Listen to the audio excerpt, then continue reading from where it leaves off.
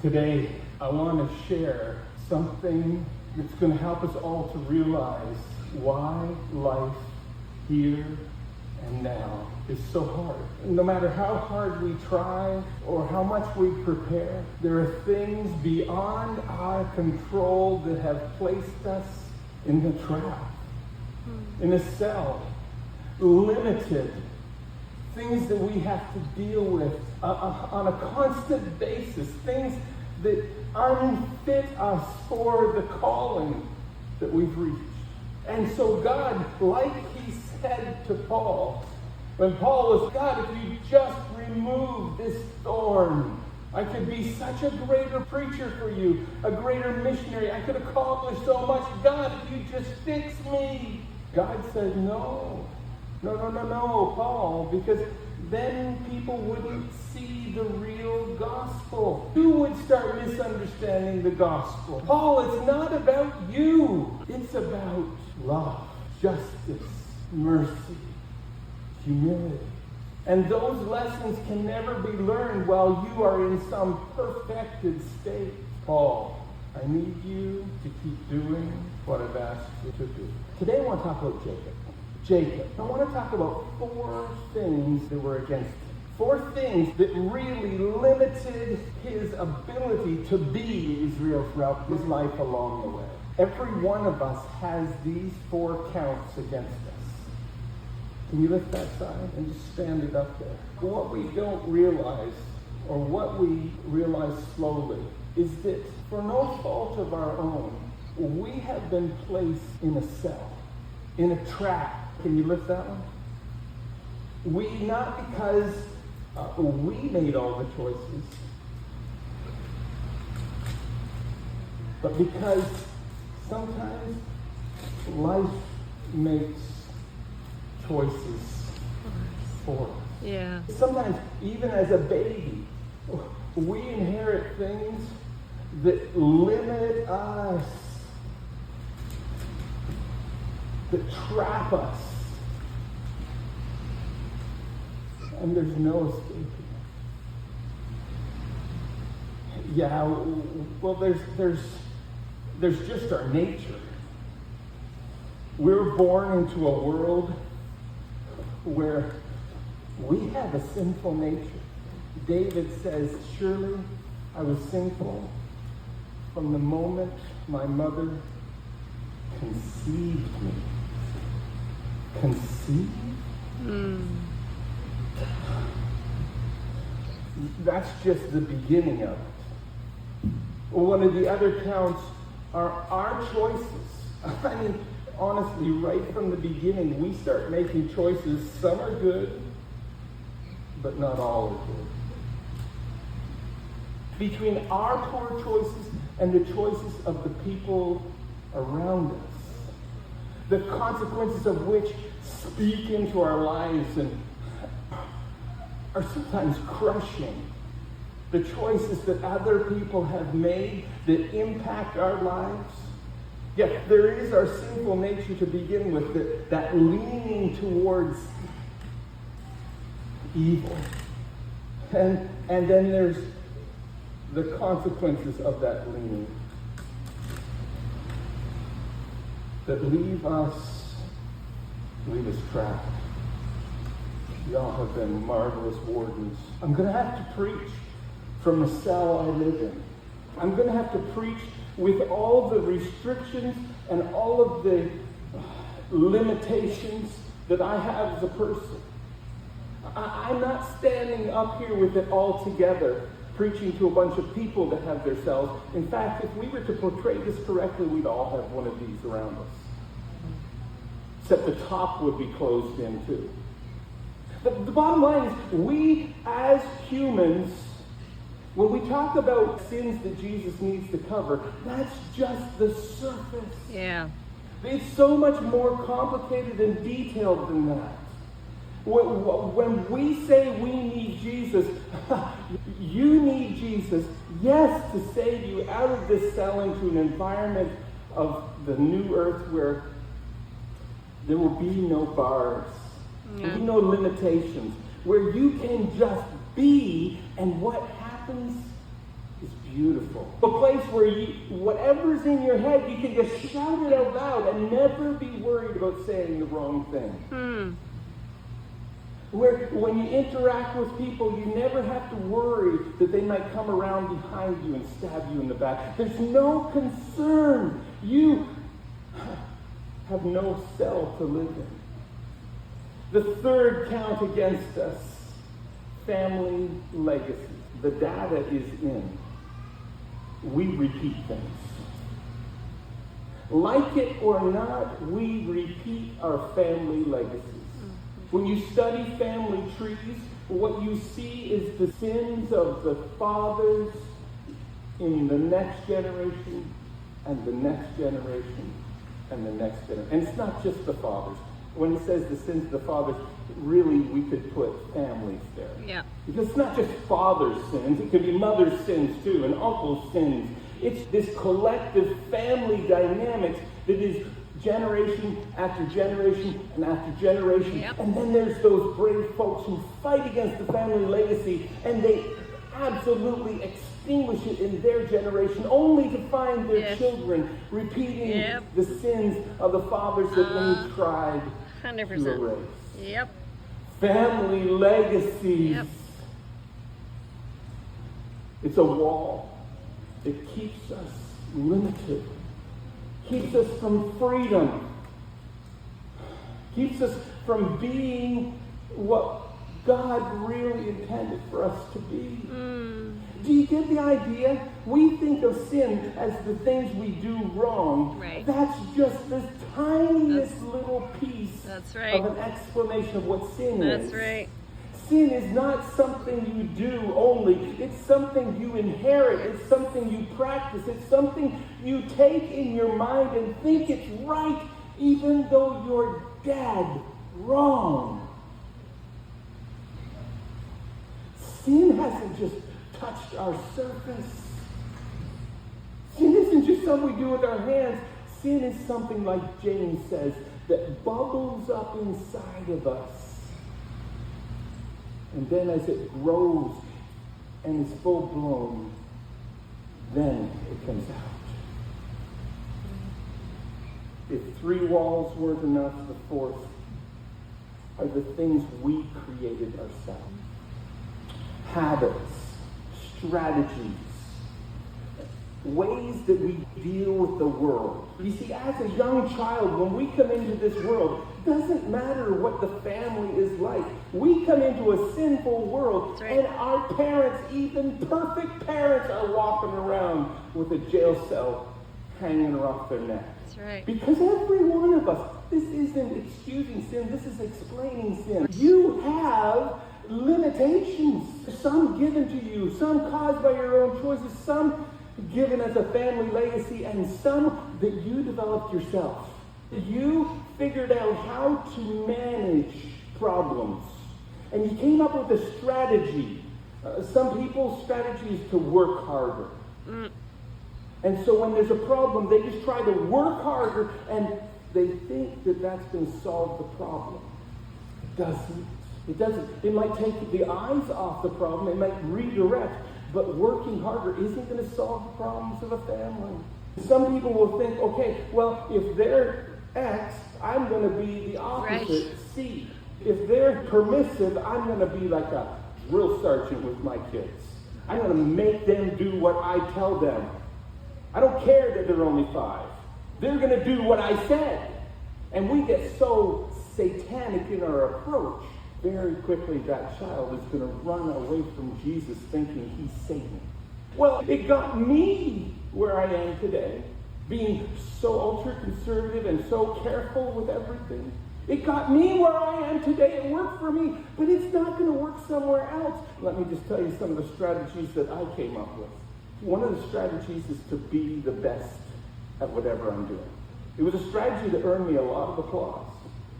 Everybody liked me because I was always out there doing the thing for whoever. I was the nice guy. You could always count on Tim.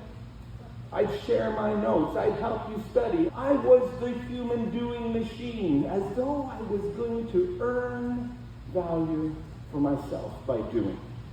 Do you know how empty that is? You end up having lots of people who appreciate you, but no one who particularly loves you. Lots of people who are ready to keep your phone number on hand if there's an emergency, but you don't have any friends. Because the friends have to take a side seat to the task. That's just one small one. It's just a small piece of living in this world where we develop the strategies to do what we think is going to bring us success. But strategies that work in one case, strategies that work when we're young, don't work in our children. Sometimes we are exactly opposite of what our children need. Sometimes we try to hold them to account so they can make something of themselves, and we discourage them to the point where they give up. We hold on to these personal strategies even when they destroy our relationships, they destroy our marriages, they destroy our children. We hang on to these gritty things. No, I've always done it this way. I've always believed this way. We hold on to family systems. We don't care that our parents had a horrible marriage. We're going to be just like them in our marriage. We take these family systems and we react and reenact them. They're part of the jail cell that keeps us locked in. And it wasn't any for Jacob. For Jacob, think of the legacy that his father gave to him. Here's an example of Jacob reenacting his way to get what he wanted. How was he going to do it? Well, he came from a long line of people who would deceive, cheat, scheme, manipulate to get whatever they really wanted. So when he saw the opportunity to buy his birthright for a pot of lentil pottage, he schemed, he prepared, he was in the right place at the right time. It smelled right, it looked right, it tasted right.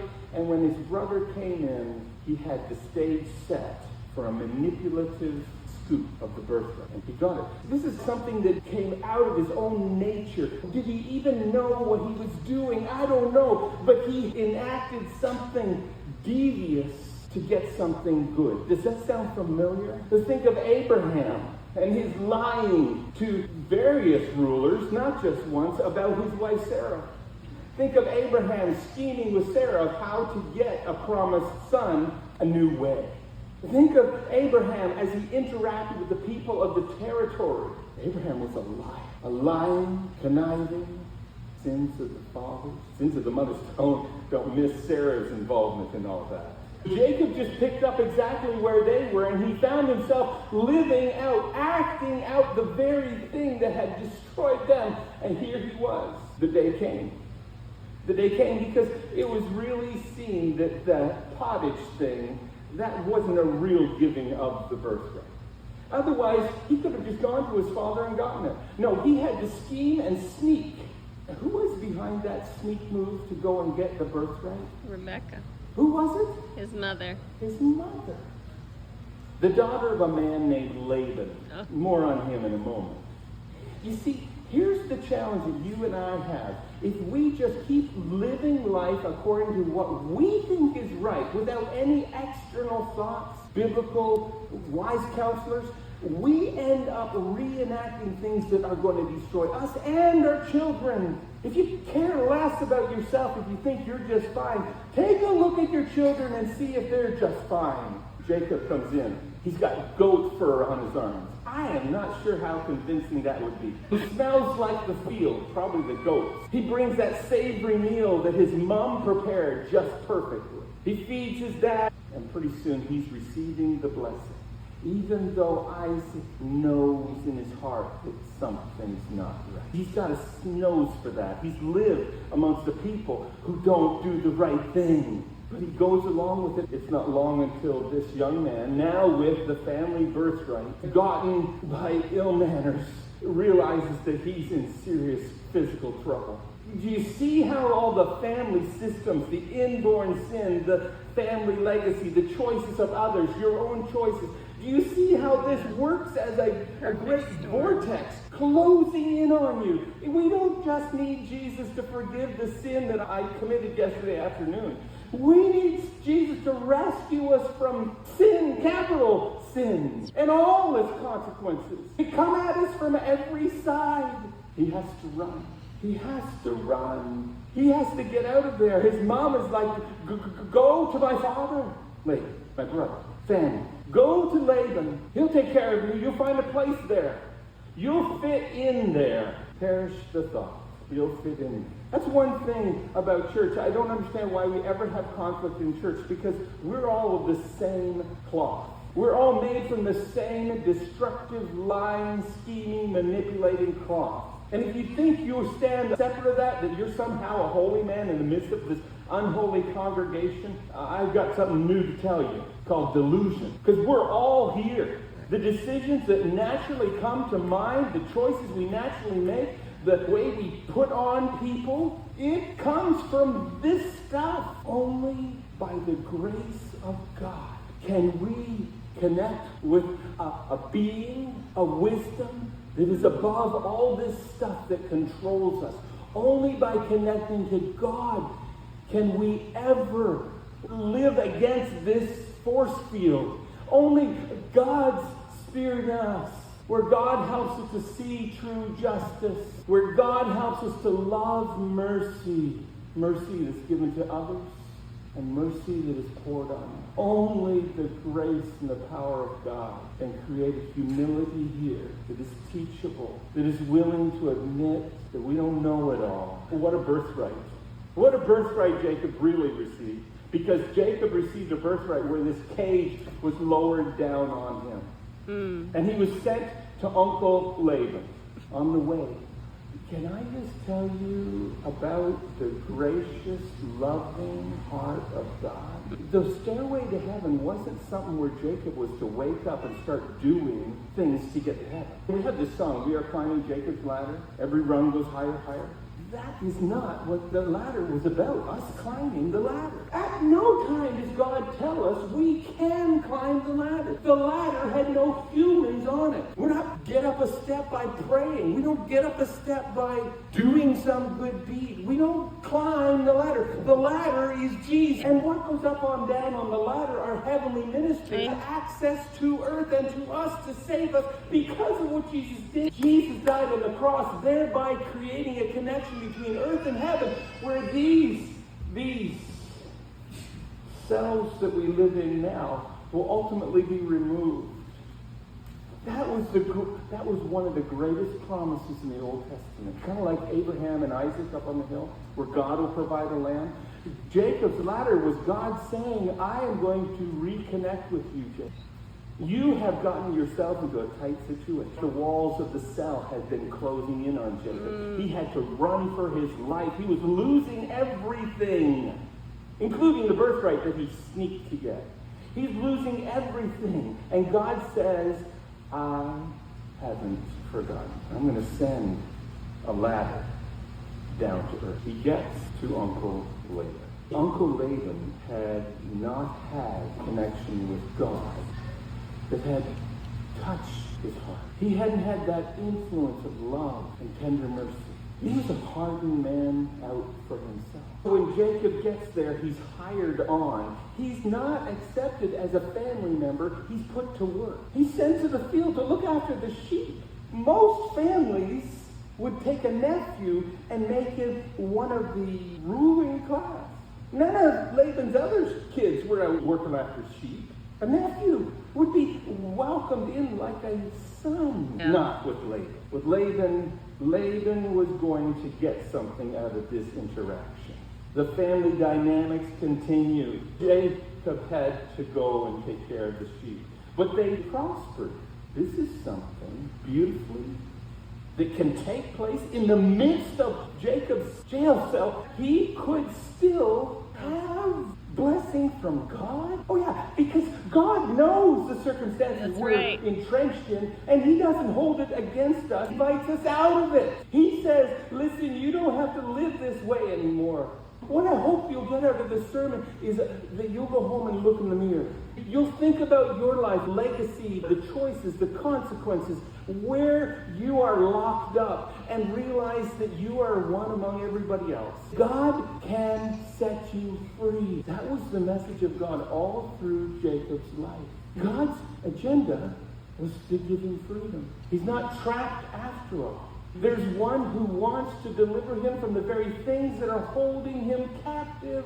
Laban, despite his schemes, he sends Jacob out to look after the sheep. After a while, there's this love that happens. It's a beautiful thing. It blooms, it blossoms. Jacob sees Rachel. Rachel sees Jacob. They make a contract with Laban, the father, to marry. The wedding night approaches. The wedding commences. Here goes Laban again. Forget what's good for Laban. One of the most difficult realizations that I ever came to in my life was the realization that many of my best works, my best deeds, things I've done for the very best purposes, turned out to be ways to earn value for myself. It really wasn't about me helping that person. It was about me getting the applause.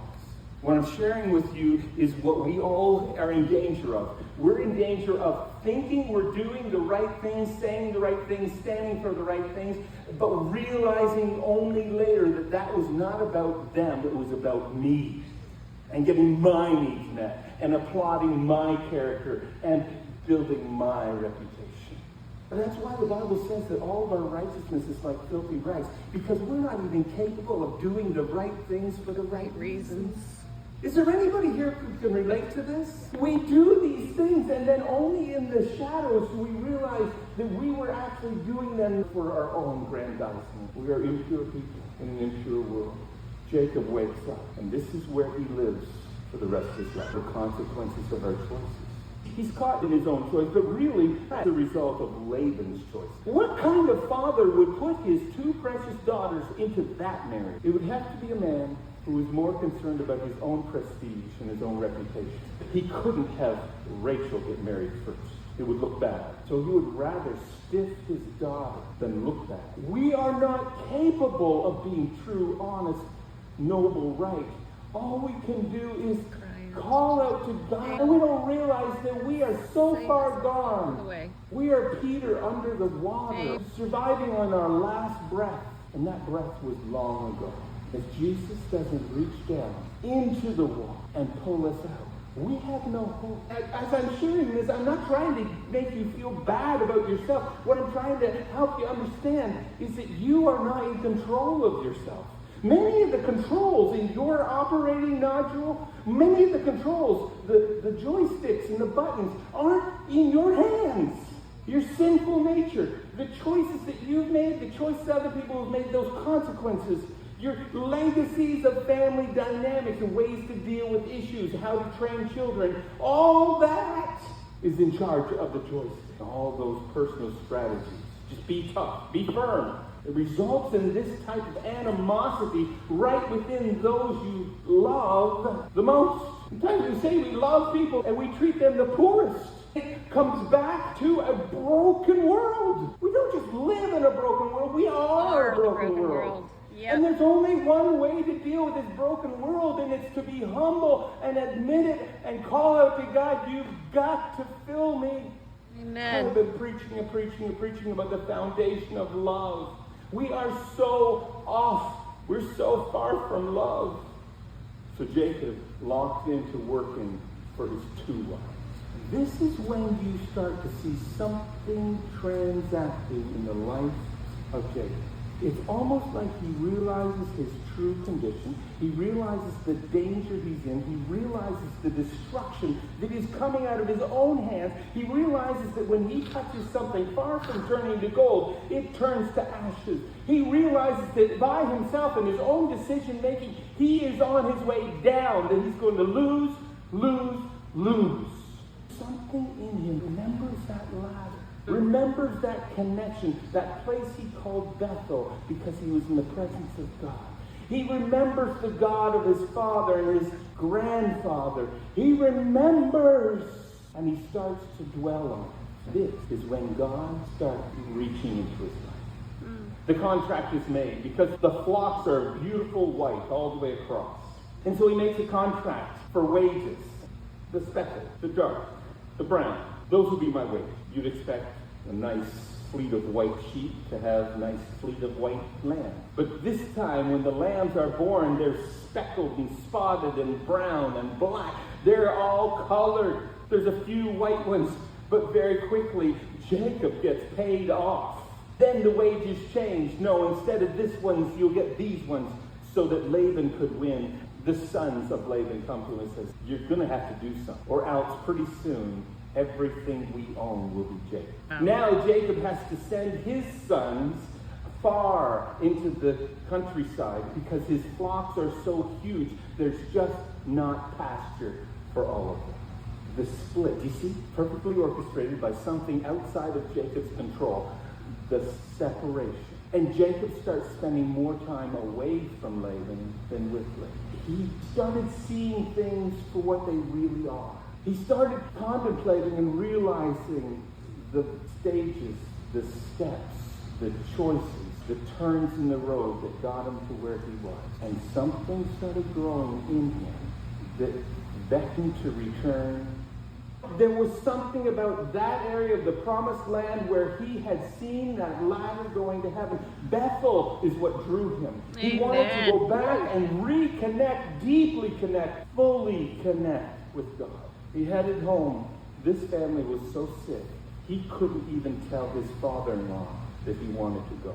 A father-in-law who should be the one throwing you up in the air so you can fly. No, this father-in-law was about putting his hands around so he could control and own. He had to sneak away from Laban in order to be free. This may hold me in human terms. I may be stuck with these four walls because of my ways of thinking, because of the sin that is in my heart, because of the family dynamics that I have accepted, because of the strategies that I use to solve life. I might be stuck in here in human terms, but God is not limited by my jail cell. God is not held back by this stuff that holds me in. Jacob is given a freedom that he could never have gotten without God. He's heading home, and he's just a river away from meeting the greatest opposition his life will meet, and that's Esau.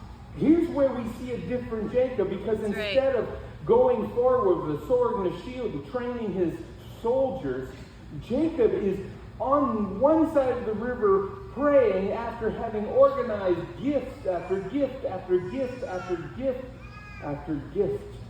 No, Jacob is praying, and all of a sudden there's a hand on his shoulder. We have no reason to think that God came down for a wrestling match. That's not what God came for. Right. I think God came like he did when he met with Joshua. But when Jacob felt that hand on his shoulder, he immediately thought, enemy. This was not Jacob's enemy. This was God Most High. This was Jacob's greatest ally. Had he turned, it could have been an embrace. It turned into a battle. Jacob thinking he was battling for his life. And God letting him spend his fury.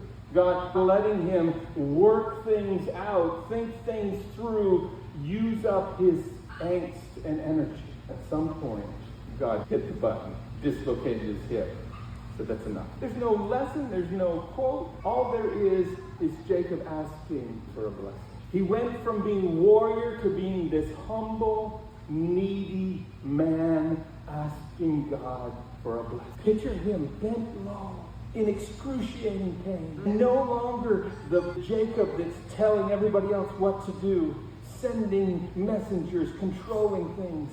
Jacob has gotten to the point where he has realized the cage that he's in, that he calls out to the only God who can rescue him. And he prays, I won't let you go unless you bless me. The blessing that Jacob needed was of God's presence in his life.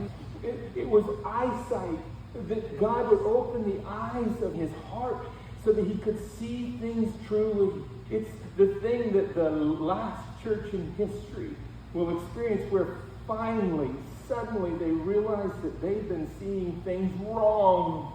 And they call out to God to anoint their eyes so that they might see something to see. Realize the trap that you're in. A trap that you can't escape. Then God lifts your eyes a little higher. And you see the one who has the power to free you. This is when Jacob gets his name. It's when his legacy switches. Instead of being the liar, who's the son of a liar, who's the son of a liar, but now it was to be something else. Israel.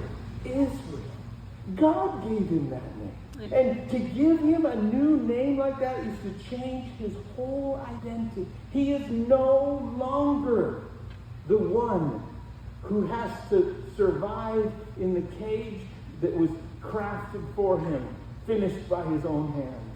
All of a sudden, God was unlocking him. God was saying, yes, you are known as a deceiver, but that's not the way I see you. That's not the way I see you, Jacob. Is it possible that God can undo the cage that you're in today? And if he can, when will he?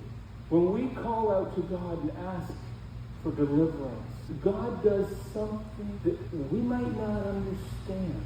He doesn't take the whole cage away. Like Paul, he didn't take the thorn out of Paul's flesh, whatever it was that limited it. He didn't give him freedom from it. What he did is he so infilled Paul's heart, so infilled his heart, and his message was, my strength is made perfect in weakness. Though you were locked in, I've given you freedom. Jesus wants to deliver us. The deliverance is so certain, the deliverance is so sure, the deliverance is so complete that it's as though it's already happened. We are considered saved, delivered, though most of our cage will remain intact until we die. We'll struggle with things that are destructive all the way to our grave. But because we have placed our hope in him, because we have turned to our Bethel, because we have seen his offer of a ladder that brings him down to earth to die for our sins, we can have hope. How do we live with this? The best first step is to admit it. The legacy you receive from your family, it's a real thing. Stop denying it. Start getting curious about it. The way that you have historically dealt with problems. Stop pretending that it doesn't exist. Start dealing with it. Changing. If you've got people in your world telling you this isn't going to be good for you or your kids or your family or your wife, your marriage is not going to make it if you keep up with this, when you hear that, listen. Don't just keep going thinking you're the only person that knows anything. Please listen. Because in truth, there are parts of your cage, things that have kept you trapped for years, that in the heart of Jesus can be taken down. I'm telling you that you're not the only one who's got issues. And that you can seek maybe some therapy, maybe some counsel from someone you trust. Jesus said it like this in Hebrew. Do not harden your hearts as the Israelites hardened their hearts in the desert. Today, if you feel the tug of Jesus, if you can identify some things in your life that are not love, are not humility, things that are hard, not kind, there are things in your life that are hurting others, have the maturity to admit it. Get curious about it. Step back away from it. This whole structure is not going to come down. I'm not going to be that wonderfully emancipated from my past, my present. But there are parts that Jesus will, through the power of prayer and study and wise counsel and humility, that can be taken down. Yeah. And now you can be real. And the people you love the most won't be injured by your cage.